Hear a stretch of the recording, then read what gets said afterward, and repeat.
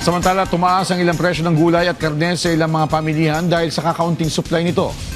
Department of Agriculture, pinaghahanda naman ang posibleng epekto ng paparating na super typhoon sa bansa. Yan ang report ni Carlo Candelaria live. Carlo? Rise and shine, Joshua. Narito tayo ngayon sa Malabon Central Market at sa ating monitoring may naging dagdag bawas sa presyo ng ilang gulay at karne dito. Nasa 200 pesos ang kada kilo ng buong manok habang 220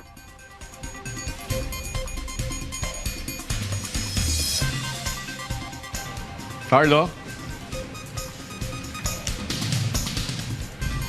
190 to 420 pesos ang kada kilo. Sa baka naman, medyo mababa sa 480 per kilo ang laman pero may buto-buto rin naman na nasa 400 pesos ang kada kilo. At syempre, pag nasa Malabon, hindi mawawala ang seafood. Nasa 240 to 260 pesos per kilo ang presyo ng bangus habang naglalaro sa 140 to 160 per kilo ang tilapia. Ang galunggong nasa 200 pesos ang kada kilo. Iba-iba naman ang presyo ng hipon at pusit depende sa laki. May alimasag rin na mabibili sa 250 per kilo. Sa mga gulay naman, ang bawang nasa 140 pesos ang kada kilo, ang sibuyas na pula nasa 100 pesos ang kada kilo habang nasa 80 naman ang puti. Ang kamatis bahagyang nagmahal sa 120 pesos per kilo at narito naman ang presyo ng ilan pang mga pangunahing gulay. Bahagyang bumaba ang presyo ng carrots na nasa 100 per kilo na ngayon mula sa dating 120 to 140 at sayote na nasa 50 pesos per kilo lang ngayon.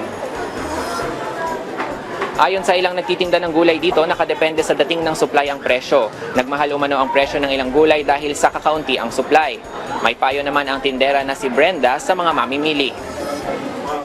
Wise, kailangan mag-budget. Kung ano yung mahal, bawasan yung bili. Tapos yung mura, doon na lang tayo. Kasi may time naman na mas mura na yung ibang gulay. More on gulay. Pag mahal ang karne, gulay tayo.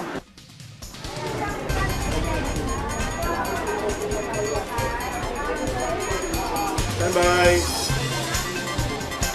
Samantala bilang paghahanda sa posibleng epekto ng paparating na super bagyo at habagat, nagpaalala ang Department of Agriculture sa mga magsasaka na anihin na ang mga pananim na maaari ng anihin at ihanda ang kanilang mga sakahan. Pinapayuhan din ang mga mangingisda na iwasan muna ang paglalayag at sundin ang babala ng mga otoridad.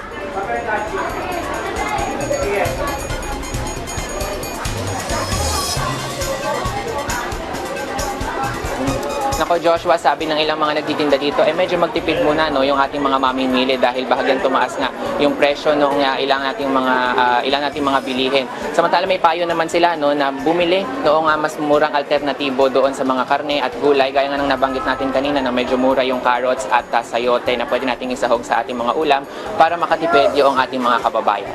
At yan muna ang pinakasariwang balita mula rito sa Malabon Central Market. Balik sa inyo. Maraming salamat, Carlo Candelaria.